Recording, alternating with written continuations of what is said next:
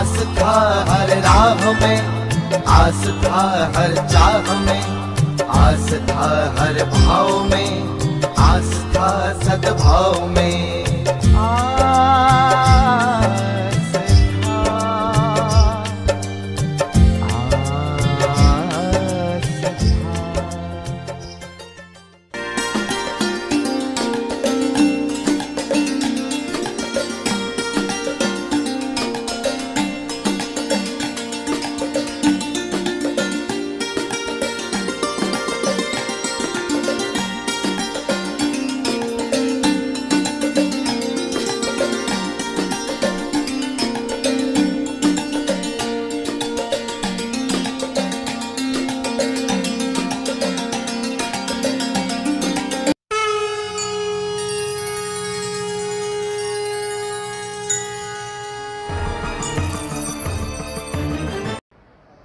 नारायणं नमस्कृत्य नरो चैव नरोत्तमं देवीं सरस्वतीं व्यासं ततो जयमुदीरयेत्। चन्द्रशेखर चन्द्रशेखर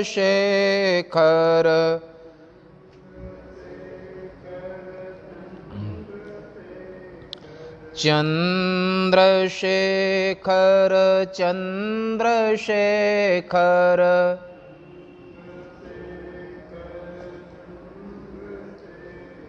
चन्द्रशेखर चन्द्रशेखर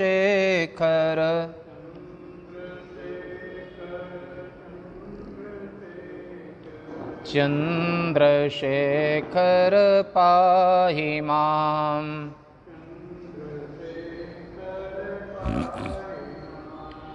बोलो शंकर भगवान की।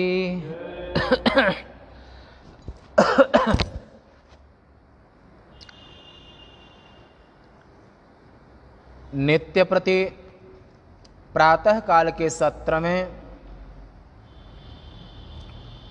शिव महापुराण के अंतर्गत आज 31/7/2020 इंदौर शहर में गीता भवन ट्रस्ट की ओर से आयोजित चातुर्मास में प्रातः काल में शिव महापुराण का प्रसंग श्रवण करते हैं। सायंकाल में उपनिषद भाष्य के सहित आप श्रवण करते हैं। दोनों ही ऑनलाइन रहते हैं। कल का जो प्रसंग था तीर्थों का महत्व है, जगह का महत्व है, और कल आपने ये भी सुना था कि 50,000 करोड़ योजन व्यास शरीर किसका है? पृथ्वी का। 50,000 करोड़ योजन, ये आपने कल तक सुना। और ऐसी जो पृथ्वी लोक है, जिसको पृथ्वी लोक कहते हैं, और ये पृथ्वी लोक में जगह जगह का तीर्थ का, भूमि का बड़ा प्रभाव है, जिनको तीर्थ कहते हैं। ये प्रसंग आपने कल सुना। आज का अध्याय 13।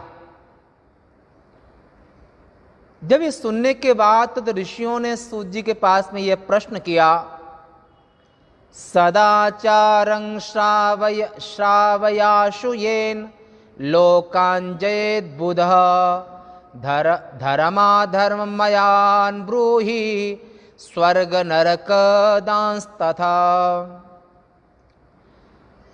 सनकाद ऋषियों ने कहा कि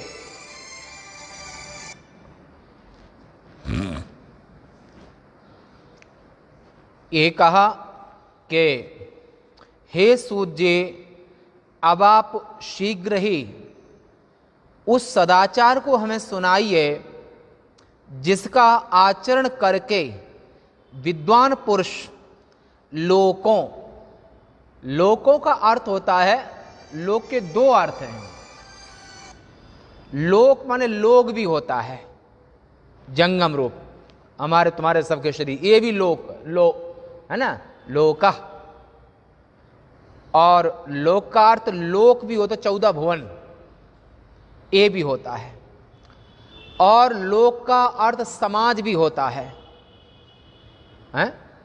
समूह अर्थ में, माने सभी लोग जो आपस में रहते हैं और उस समय पर तो आपस में माने लोग को माने समाज को जीत सके। कौन धर्म कारक और कौन अधर्म कारक होते हैं, उनमें कौन सा कर्म स्वर्गप्रद है और कौन सा कर्म माने व्यवहार नरकप्रद है। कल आपने भूमि के विषय में, क्षेत्र विषय में बात सुनी। आज जो मनुष्य हैं, उन मनुष्यों में मनुष्यों के ऐसे कौन से कर्म होते हैं, व्यवहार होते हैं, और जिनके कारण से वो स्वर्गादिक लोकों को जीत लेता है, पुनः उसको मनुष्य देह मिल जाता है। ऐसे कौन से कर्म हैं, कौन से व्यवहार हैं, ये प्रश्न यहां पर किया। अब क्रमशः सूत जी यहां पर उत्तर देंगे। अध्याय आज का बड़ा है काफी, तो यहां पर सूत जी ने उत्तर देना आरंभ किया कि सूत उवाच सदाचार युक्तो विद्वान ब्राह्मणो नाम स्नामतः वेदाचार्युतो विप्रो हेतैरेकैवान् दुजः।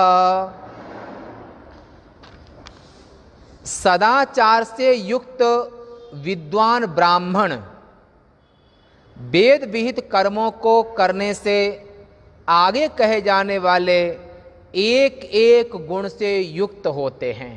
होने पर अब कहा कि जो दुजन्मना माने जिन लोग जन्मना जायते शूद्रः, संसार में ऐसा एक भी प्राणी जन्म से सभी शूद्र पैदा होते हैं। संस्कारा दुजोच्यते, स्मृति वाक्य। और जब उनके यज्ञोपविद आदि के ये सब विधि विधान से सब संस्कार होते हैं, तो वो दुजत्व को, ब्राह्मण, दुज माने ब्राह्मण क्षत्रिय वैश्य, ब्राह्मण का जनेऊ 5 वर्ष से 16 वर्ष के बीच में ब्राह्मण बालक का, क्षत्रिय का 22 वर्ष तक जनेऊ हो जाना चाहिए, वैश्य का 24 वर्ष तक। अगर इतनी सीमा तक भी अपने बालक का जनेऊ नहीं करते हैं, तो उन दुजातियों के बच्चों की व्रात्य संज्ञा हो जाती है, वेद बाह्य। और जब तक जनेऊ होगा तो गायत्री मंत्र मिलेगा, और गायत्री मंत्र मिलने के बाद ही वेद का अधिकार होता है। और अगर आपने तीनों ही ने, ब्राह्मण क्षत्रिय और वैश्य, स्वकर्मणा समभ्यर्च्य सिद्धिं विन्दति मानवः, वर्ण और आश्रम, ये इतनी सुंदर व्यवस्था है, इतनी अच्छी व्यवस्था है कि अराजकता ज्यादा नहीं फैलती है।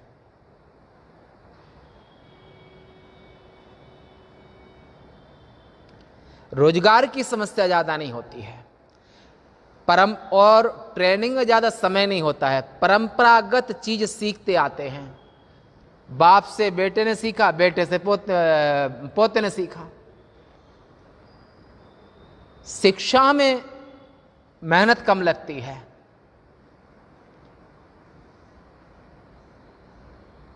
सन्यास ले लिया, अगर सन्यास धर्म का पालन करता है, व्यक्ति वो बड़ा महत्वपूर्ण होता है जो अपने वायदे को निभाता है। आपके 2 तरह के मित्र हैं। एक तरफ के एक क्वालिटी आपके मित्रों की वो है कि अगर हाँ कर दिया है तो टाइम के पहले आपको पैसा भेज देंगे, उपस्थित हो जाएंगे, आपकी बात की कदर करते हैं, एक मित्र। दूसरे वो लोग हैं कि मोघाशा मोघ कर्माणः मोघ ज्ञाना विचेतसः, आसुरी संपदा वाले। वायदे बहुत करेंगे, मीठी मीठी बातें कुछ बुलवा लो, पर कार्य काले समुत्पन्ने, पर जब आपकी आवश्यकता होगी तो हो सकता है कि आपका अगर कहीं पर 10-20 लाख या करोड़ रुपए पड़ा है तो आपको अपना पैसा निकालना भी सरल होता है, कठिन होता है। अपना पैसा अगर कर्जा दे दिया है तो अपना वो टाइम पर तुम्हारा जो कर्जा लेके गए हैं, अगर टाइम पर तुम्हारा पैसा दे दें टाइम पर, तो ये व्यक्ति भी अच्छे ही होते हैं। आप कैसे मानते हैं, हैं? नहीं तो प्राय लोगों के पैसे डूब ही जाते हैं संबंध खराब हो जाते हैं पैसे के लिए। सदाचार, आचरण, वो अगर सत्य है तो संसार में खुशियां ज्यादा रहती हैं। और सत्य का आचरण, सत्य का व्यवहार, सत्य में जीवन, सत्य का आचरण, इसी का नाम आचार है। आचारः परमो धर्म, धर्मस्य प्रभु अच्युतः।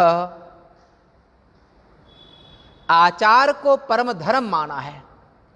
और आप प्रैक्टिकल में आचार विचार किसे कहते हैं? सत्य सबसे बड़ा आचार है। आचरण, आचरण मतलब आचरण। वायदा किया, भरोसे पर आप बैठ गए, फोन भी नहीं उठा रहे हैं, बोला आपको अनुभूति कहां से हो गई? हम जब उज्जैन का आश्रम बना है ना, तो संसार की बड़ी कठोर अनुभूति हुई है। लेबर मजदूर, जब भगवान जो है, जब इनके साथ में काम कराना पड़े तो काम कराना सरल नहीं है। पैसा लेके पैसे के लिए इतने कुछ बोलेंगे, जितना झूठ बोल सके पैसा लेके चले जाएंगे।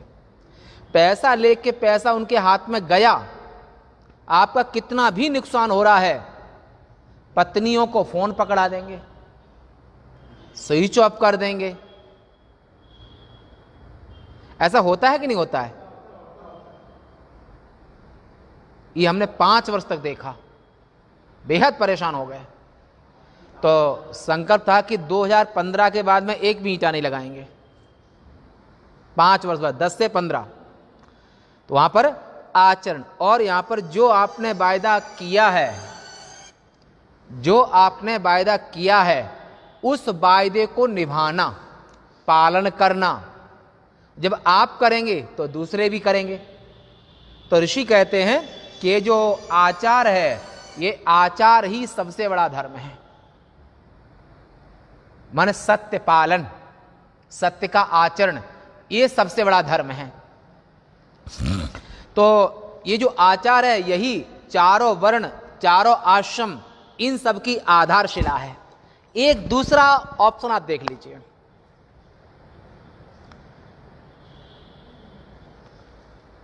चार दिना के लिए सन्यासी बन गए, फिर 4 दिना के लिए गृहस्थी बन गए, फिर 4 दिना को वानप्रस्थी बन गए, फिर 4 दिना को ब्रह्मचारी बन गए, फिर 4 दिना को सन्यासी बन गए। तो ऐसे व्यक्ति को आप क्या कहेंगे?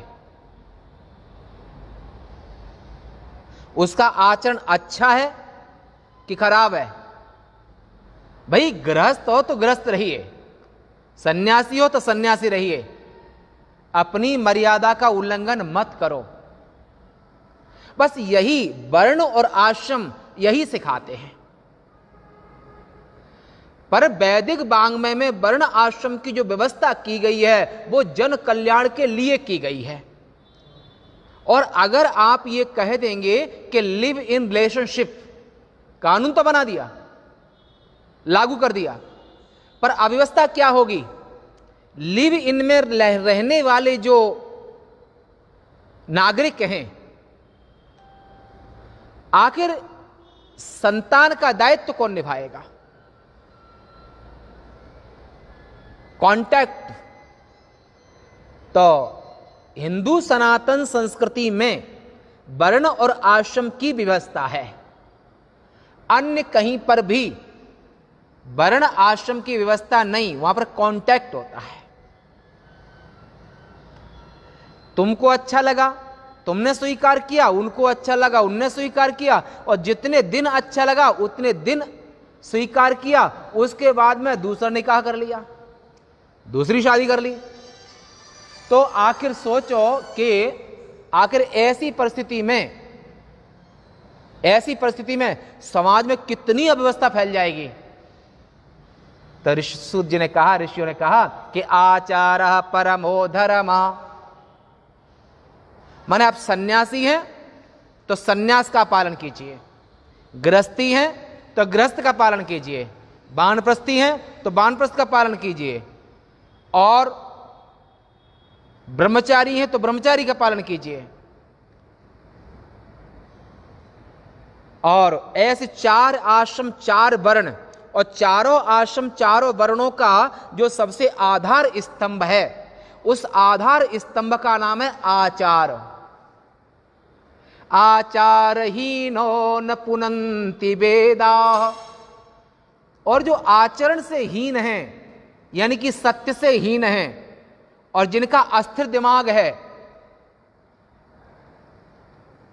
एक बार एक सज्जन थे, वो महात्मा बन गए। गंगा जी के तट पे गए, गुरुजी ने उनका नाम गंगादास रख दिया। काशी में चले गए, वहां भी दीक्षा ले लिए, तो वहां उनका नाम काशीदास। अयोध्या में आ गए तो उनका नाम रख दिया रामदास। ब्रज में आ गए, किशोरी दास हो गए। भाई इनको तुम हकीकत में किस नाम से जानोगे? इसका अर्थ है आचार, यानी कि ऐसे नाम चेंज करते रहोगे, अपना सिद्धांत चेंज करते रहोगे, सत्य को चेंज करते रहोगे। अगर ये करते होगे तो इसी का नाम है आचारहीन, माने सत्य से हीन, सत्य से हीन। तो जो और जो जीवन में कभी भी, चाहे वो गृहस्थ हो, वानप्रस्थ हो, संन्यास हो, कोई भी हो, जो सत्य का परित्याग कभी नहीं करता है, उसको उत्तम लोकों की प्राप्ति होती है, उसकी अधोगति कभी नहीं होती है।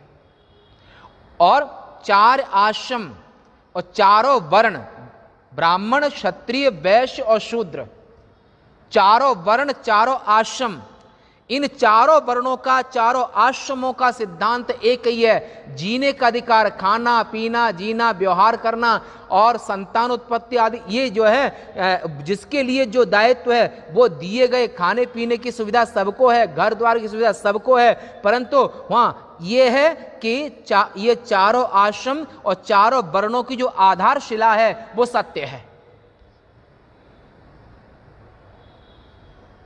और सत्य का नाम आचार है, सदाचार है।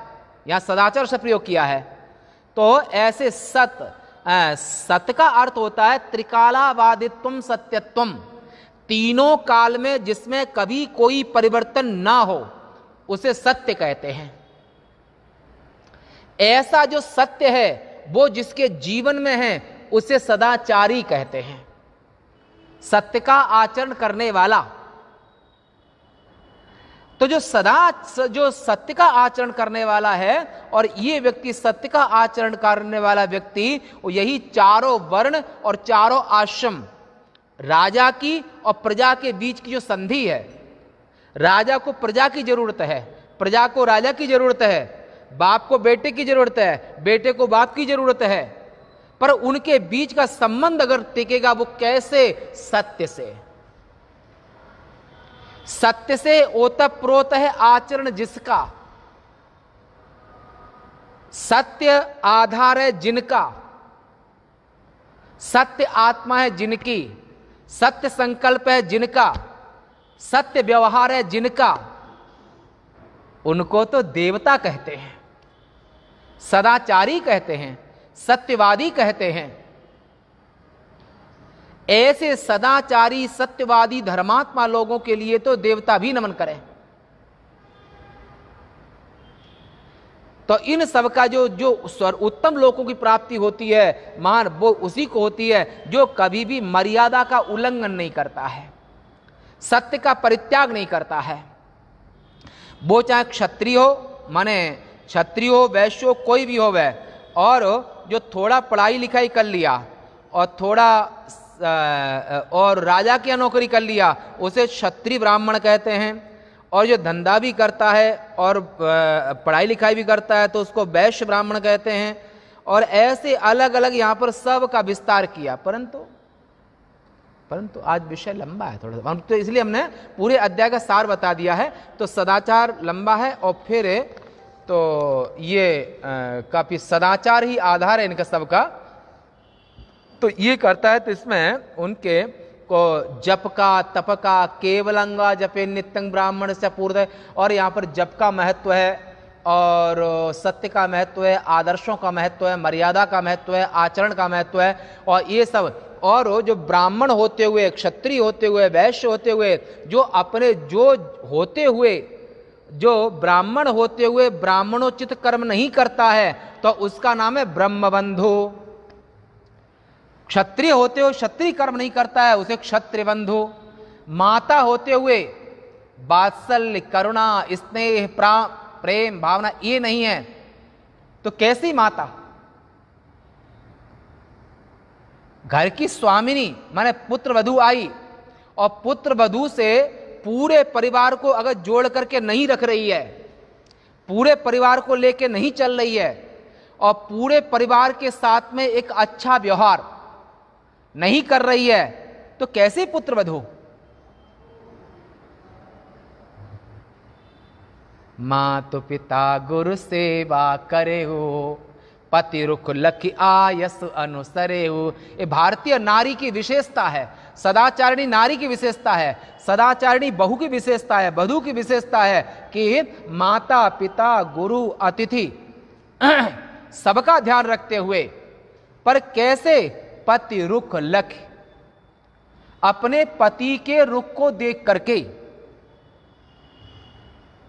तो वो सदाचारिणी बहू हो गई, सदाचारिणी माता, सदाचारी पिता, सदाचारी राजा, सदाचारी समाज, सदाचारी गृहस्थ। तो जो सत्य का आचरण करने वाले हैं वे सदाचारी कहलाते हैं। और सभी का जो और सत्य को त्याग करके और असत्य का आचरण करते हैं वे दोष शांति अन्यथा रौरवम ब्रजेत, तो अपने जीवन में सदाचार को छोड़ करके और असद आचरण को जीवन में स्वीकार करते हैं, उनको और रौरव आदि नरकों में जाना पड़ता है। अगर वायदा कर दिया है तो सदाचारी पुरुष कभी वायदे को तोड़ता नहीं है, वीर पुरुष कभी पीछे से वार नहीं करता है। तो ऐसा जो सदाचार है, ये सदाचार ही हर तरह से कल्याणकारक है। सर्वभूत हिते रता, और संपूर्ण भूत प्राणियों के हित में जो रत है, और जो सदाचारी होता है और उसकी उत्तम गति, उत्तम लोकों की प्राप्ति होती है, ऐसा ऋषियों ने कहा। और जो असद आचरण करते हैं, सत्य को त्याग करके और कुछ भी करते हैं, वो रौरवम ब्रजेत, ये कहा। धर्मादर्थो अर्थतो भोगो भोगाद वैराग्य संभव, धर्मार्जितार्थ भोगेन वैराग्यम उपजायते। आगे कहते हैं कि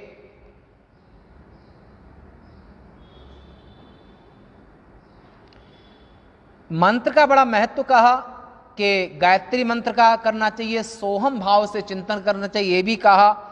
और 12 लाख गायत्री जप करने से पूर्ण ब्राह्मण कहा जाता है। और फिर प्रतिदिन प्रातः काल 12,000 ओंकार का जप करने का भी विधान कहा।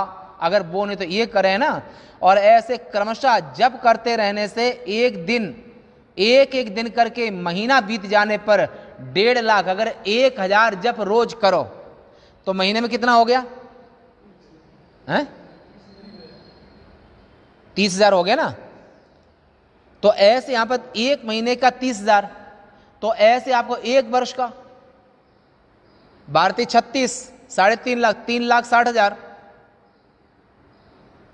तो ऐसे अगर आप एकदम से 12 लाख नहीं कर सकते हैं तो रोज 1,000 करो, 2,000 करो, 5,000 करो। ऐसा भी कहा।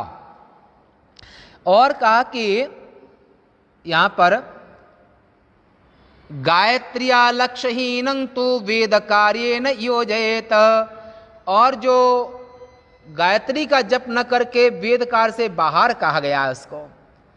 और ये बात कही कि आसप्ततेस्तु नियमं पश्चात प्रव्राजन चरेत। अर्थ इसका हुआ कि आसप्त माने 70 वर्ष की एज तक सदाचार व्रत का पालन करते हुए, वर्ण और आश्रम धर्म का पालन करते हुए, और ये 47वां मंत्र है शिव महापुराण के 13वें अध्याय का।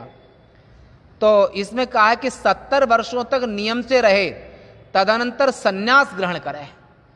और यही बात बृहदारण्य उपनिषद में आता है कि सन्यासेन तनुं त्यजेत। त्यजेत विधिलिंग का वाक्य है, त्यजेत त्यजेतम त्यजेयुः, विधिलिंग का वाक्य माने सन्यास लेकर के ही देह त्याग करे। और संसार में ज्यादा से ज्यादा आप संसार में 70 वर्ष तक ब्रह्मचर्य, वानप्रस्थ, गृहस्थ जिसमें रहना रह लो। और 70 वर्ष के क्रॉस होने पर जितने दिन तक शरीर रहे तो सन्यास लेके ही रहना चाहिए।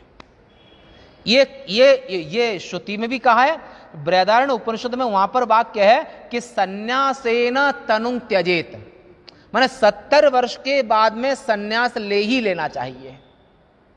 भले घर में रहे, बच्चों के बीच में रहे, परंतु पर सन्यास का अर्थ होता है, सन्यास किसे कहते हैं? घर में रहते हुए भी उत्तरेष्णा, वित्तेष्णा, लोकेष्णा, 3 ऐष्णाओं का त्याग। 70 वर्ष लास्ट एज है, इसके पहले कर लेना चाहिए। और सन्यास माने त्याग किसका? कंचन कांचन कामिनी फंद। माया के दो, ये सिक्के के 2 पहलू हैं, एक कंचन, एक कामिनी। स्त्री का मोह, धन का मोह, पति का मोह, पुरुष के लिए पत्नी का मोह और पत्नी के लिए पुरुष का मोह। कि शरीर छूटने के बाद में न पति न पत्नी, न पुत्र न पिता, तुलसी धन धाम शरीर ही लो। तो जितने भी रिश्ते मोह ममता के रिश्ते नाते जितने भी हैं, वो रिश्ते नातों का व्यवहार कहां तक? 70 वर्ष तक। और 70 वर्ष के बाद में सन्यास पक्का। कितने वर्ष बाकी हैं अभी?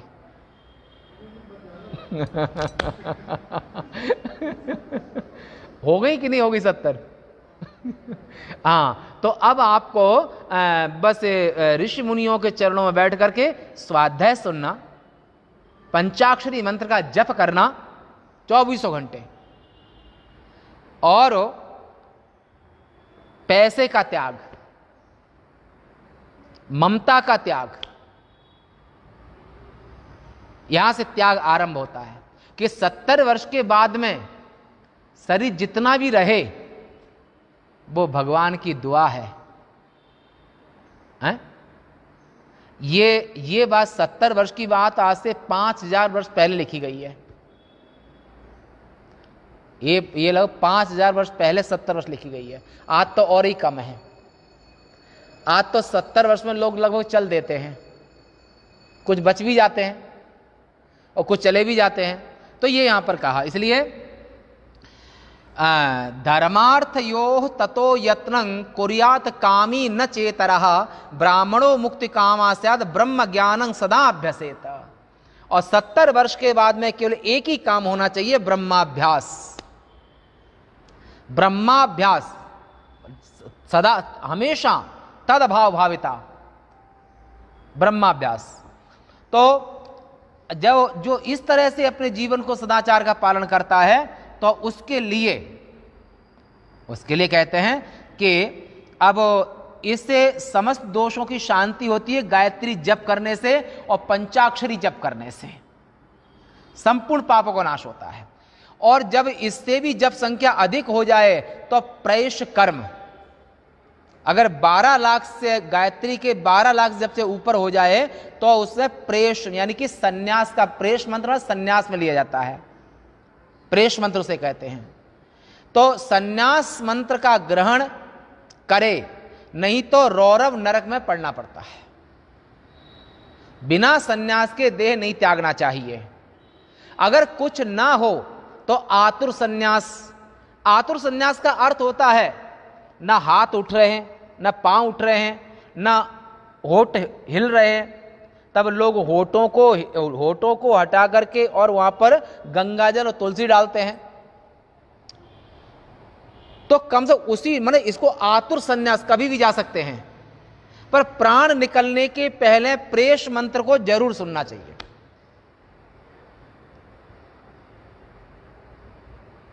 त्रैवर्णिको अधिकार सुनना चाहिए। पर दंड सन्यास केवल ब्राह्मण को होता है, ध्यान रखना। सन्यास तो त्याग कोई भी कर सकता है, पर जो दंड सन्यास है उसमें केवल ब्राह्मण का अधिकार है। तो ऐसा प्रेष मंत्र उनको सुनना चाहिए। उसे सांसारिक सुख भोगों को चाहने वाला पुरुष केवल धर्म अर्थ की विधि को सीखे, अन्य विषयों को नहीं। मुक्ति को चाहने वाला ब्राह्मण केवल ब्रह्म ज्ञान का ही अभ्यास करे। मुक्ति को चाहने वाला ब्रह्म ज्ञान माने उपनिषद, ब्रह्म ज्ञान माने उपनिषद, और जो भोगों को चाहने वाला वो धर्म और अर्थ।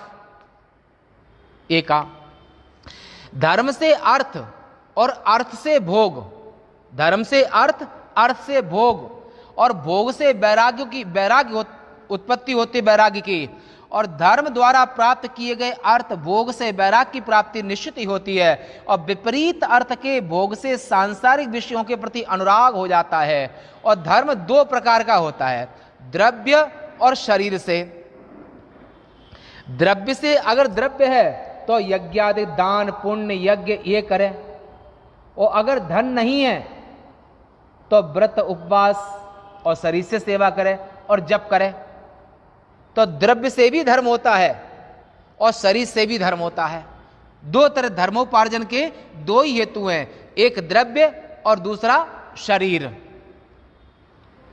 और धनाद धर्मस तथा सुखम, धन के बिना धर्म भी नहीं होता है। आप यज्ञादि बिना धन के नहीं कर सकते हो, पर हां जप बिना धन के कर सकते हो, व्रत कर सकते हो, प्रणाम कर सकते हो। तो ऐसे तो इस तरह से कहा यहां पर कि इस तरह से बुद्धिमान व्यक्ति को, सदाचारी व्यक्ति को धर्म दो ही तरह से होता है, एक तो शरीर से धर्म होता है और दूसरा द्रव्य से धर्म होता है। और धन से यज्ञ आदि रूपी धर्म करे, और शरीर से तीर्थ स्नान है, जप है, तीर्थ स्नान है, ये शरीर से तपस्या होती है। ठंडी गर्मी आदि सहना, भूख प्यास सहना, और प्रभु भगवान शिव की नमः शिवाय शिव नमः शिवाय बोलो, नमः शिवाय शिव नमः शिवाय। ऐसे महादेव के पंचाक्षरी मंत्र का अगर कुछ नहीं है, धन भी नहीं है, लोग भी नहीं है, अब ये भी नहीं है, तो भगवान महादेव के इस प्रणव स्वरूप, ओंकार स्वरूप, ओंकार का दूसरा रूप ही पंचाक्षरी मंत्र है, इसका जप करें। इसके जप करने से अकाल मृत्यु नहीं होती है।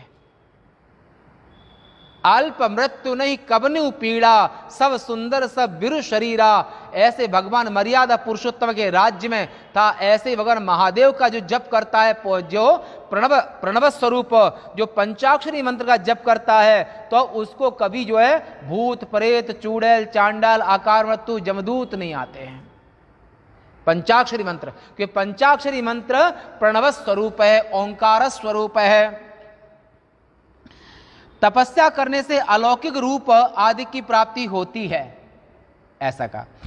निष्काम कर्म से हृदय की शुद्धि होती है। कोई कर्म करते हो, अगर कामना से रहित करोगे तो अंतःकरण के पाप धुल जाएंगे। निष्काम कर्म से हृदय की शुद्धि होती है, अंतःकरण की, और हृदय की शुद्धि से ज्ञान की प्राप्ति होती है, इसमें कोई संदेह नहीं है। पहले सतयुग में तप की प्रशंसा होती थी, कलयुग में द्रव्य कमाना ही धर्म कहा गया है।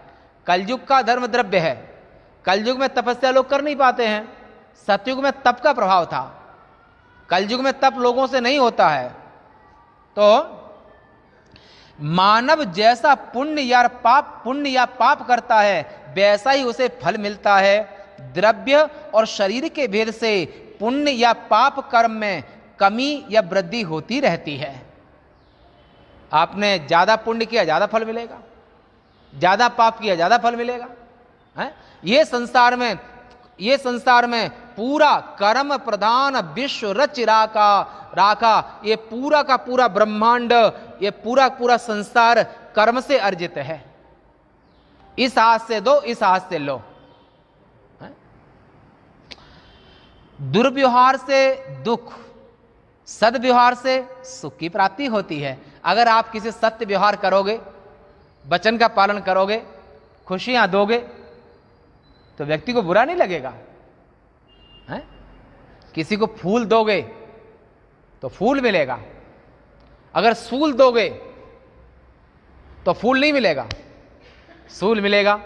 तो ये यहां पर कहा कि इसलिए यहां पर कहा दुर्व्यवहार से दुख होता है और अच्छे सद्व्यवहार से सुख की प्राप्ति होती है। इसलिए भोग तथा मोक्ष प्राप्ति के इच्छुक पुरुष को धर्मोपार्जन करना चाहिए।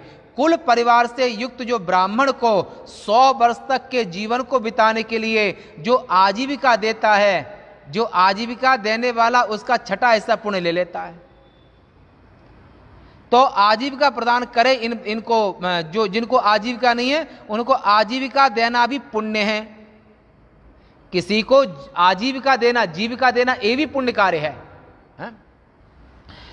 और इस पुण्य कर्म से दाता को ब्रह्मलोक की प्राप्ति होती है। ब्रह्मलोक माने स्वर्ग, इस जगह ब्रह्मलोक का अर्थ है स्वर्ग, है ना।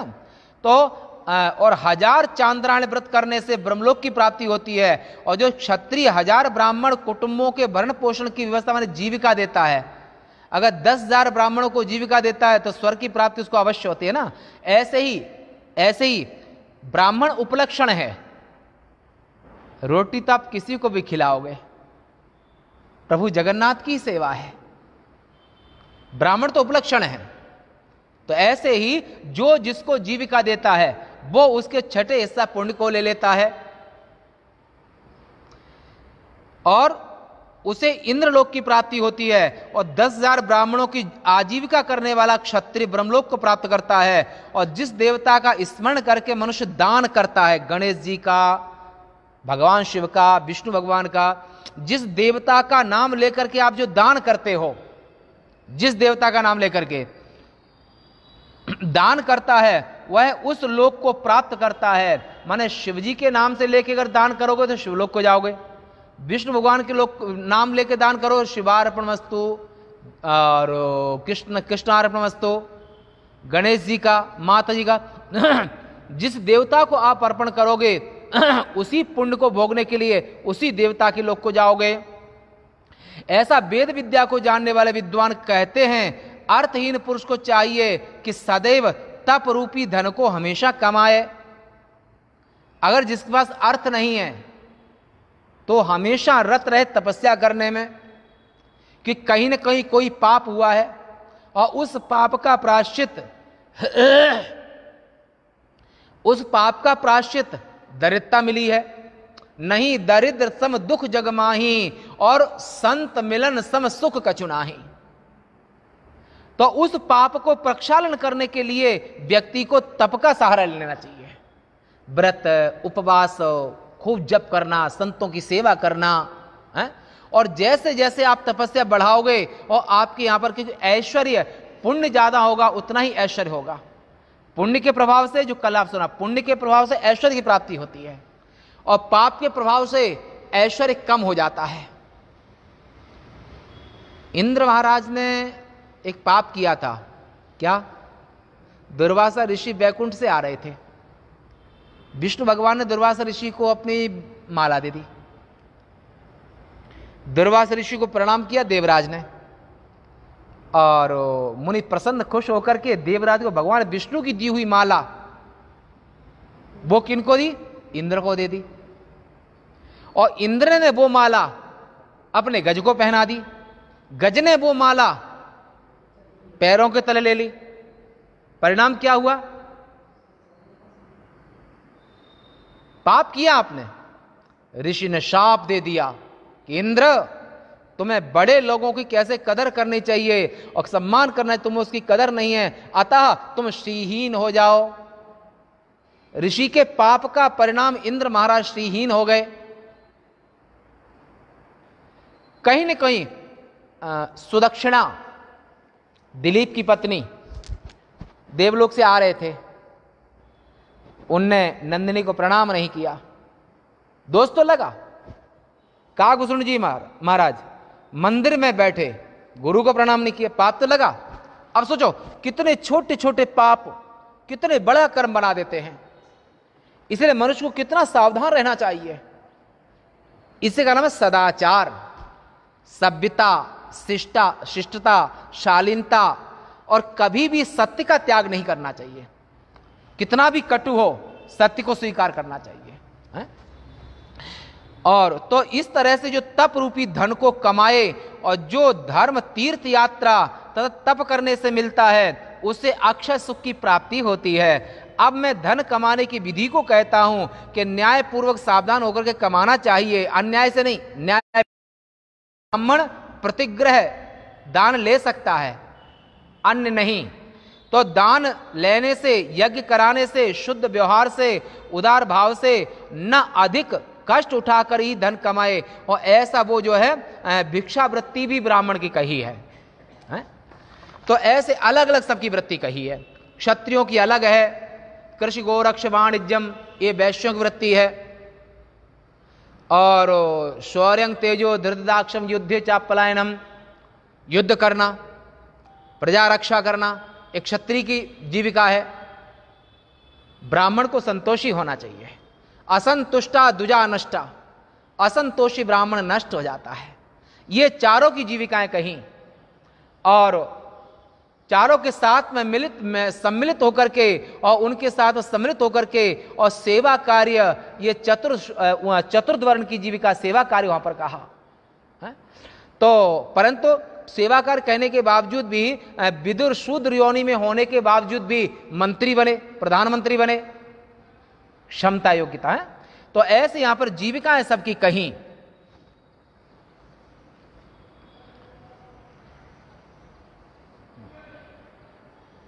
गृहस्थी पुरुष को चाहिए कि ब्राह्मणों को धन धान्य आदि से दान आदि करे, और क्षमता के हिसाब से, और जिस जिस समय में जो वस्तु पैदा होती है, जैसे गन्ने का मौसम है, अमरूद का मौसम है, केले का मौसम है, मतलब जिस समय पे जो ऋतु के अनुसार फल होता है, फसल होती है, उसी के अनुसार उस चीज का दान करना चाहिए। ये नहीं कि अभी ये अब जो समय अनुसार फल होता है उसे उसका नाम है ऋतु फल। ऋतुफल दान करने का महत्व है। और जब खेत खलियान हुए तो गेहूं का, और ऋतु अनुसार है परेशान, तो ऐसे उनकी भी जीविका चलती रहती है। तो दान देने वाले ब्राह्मण को चाहिए कि लिए गए दान से अथवा तप से उसके पापों को संशोधित माने प्रायश्चित करे, नहीं तो रौरव नरक को प्राप्त होता है। जो ब्राह्मण दान लेता रहता है और दान करता नहीं है, दान लेता रहता है और तप नहीं करता है, वेद पाठ नहीं करता है, जप नहीं करता है, तो दान लेने से हाथ जल जाते हैं। प्रतिग्रह, दान पचाना सरल नहीं है। अगर आप दान लेते रहोगे, आपके परिवार में पाप आ जाएगा। बच्चे अपंग आदि, बुद्धिहीन आदि होने लगेंगे, पत्नियां स्वेच्छाचारिणी हो जाएंगी। केवल दान लेते रहोगे, उसको दोगे नहीं अगर, तो दशांश जो शेयर है वो ब्राह्मण को, क्षत्रिय को, वैश्य को, शूद्र को जो दशांश है वो योगी, जति, सन्यासी जिनसे कोई रिश्ता नाता नहीं है, उनको जो दान करते हैं उनका धन शुद्ध हो जाता है।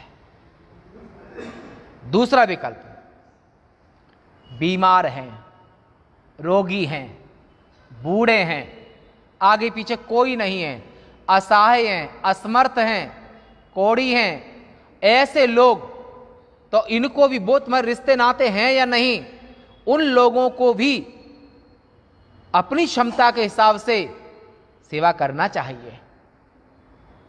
और जो इनकी सेवा करते हैं उनके यहां पर शनि का, राहु का, केतु का ये दोष प्रभावी नहीं होते हैं।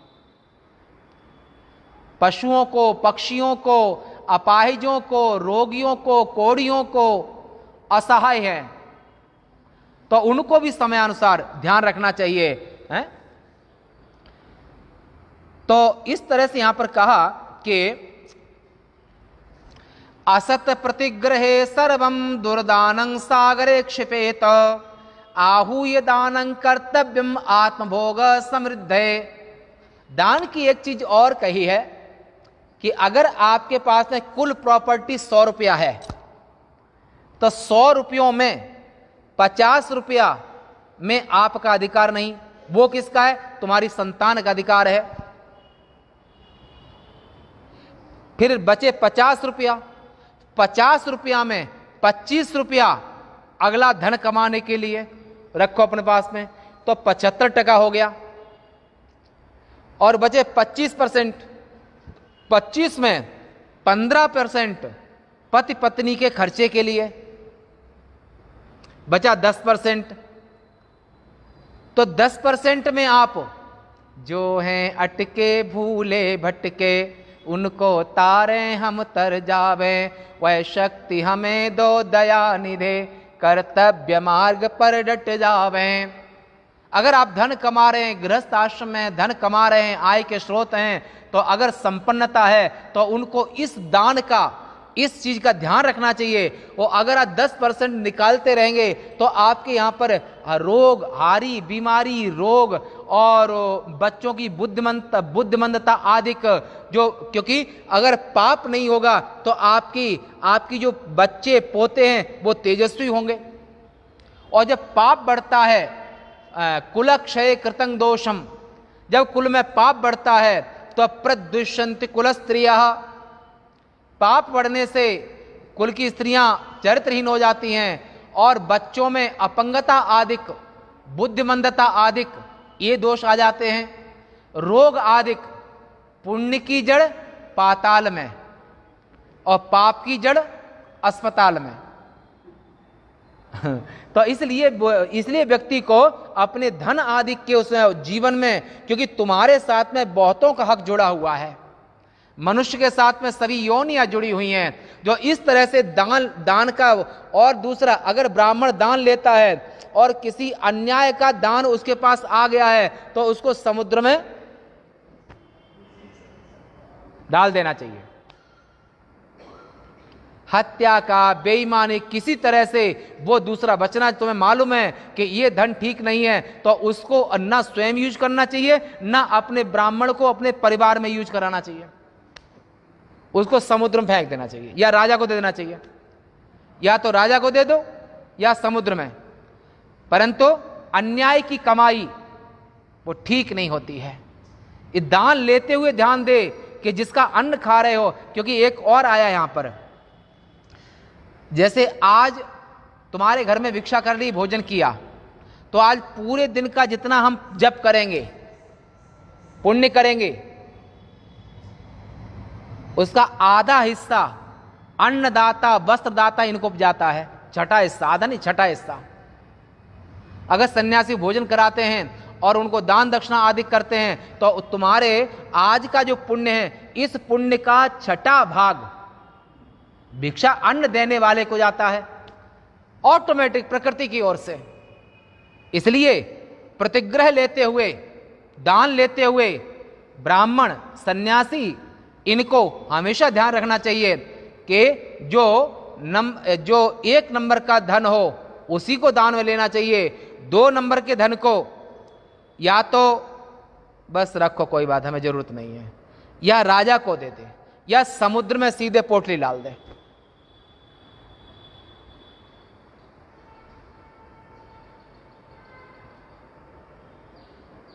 खराब धन का अर्थ है कि आपने घूस ले ली और घूस लेने में बहुतों का जीवन संकट में पड़ा हुआ है।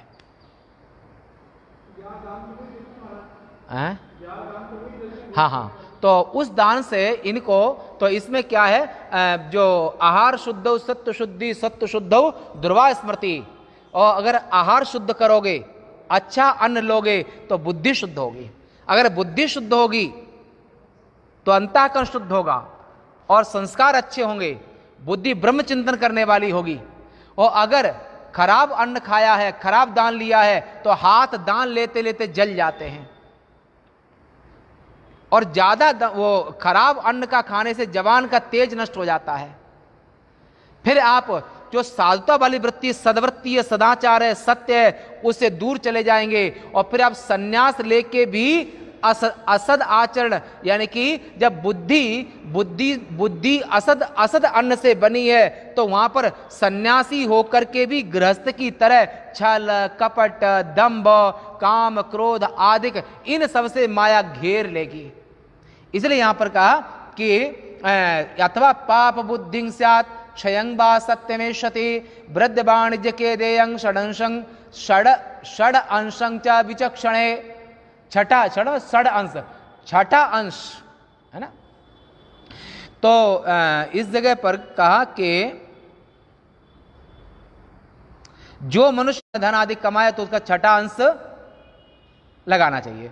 और अन्य ये सब बातें कहीं, बहुत सुंदर प्रसंग यहाँ पर है। तो इसलिए आज का इतना ही सार है, और आज का इतना ही सार है कि आहार शुद्ध हो, माने दान लेना, दान देना, जीविका शुद्धि, धन की शुद्धि, शरीर की शुद्धि, धन की शुद्धि, और ये सब भी व्यक्ति के लिए बहुत आवश्यक है। और लास्ट में कहा अग्नि पूजा परा नित्यं गुरु पूजा रतास्तथा ब्राह्मणानां तृप्तिकरा सर्वे स्वर्गस्य भागिनः। प्रतिदिन भक्ति पूर्वक अग्नि तथा गुरु की पूजा करने वाले और ब्राह्मणों को भोजन आदि द्वारा तृप्त कराने वाले, ये सभी स्वर्ग को प्राप्त करने के स्वर्ग के अधिकारी होते हैं। डेली हवन करना चाहिए। अगर डेली ना कर सकें तो दर्श पूर्णमास में हवन, माने महीने में 2 बार हवन करना चाहिए। अगर रोज ना कर सकें तो देवताओं को भी संतुष्ट करना चाहिए। और दशांश से, अपनी जीविका के दशांश से अपने धन को शुद्ध करना चाहिए। और अगर व्यापार आदि में कुछ ज्यादा लाभ हो रहा है तो उसमें छठांश।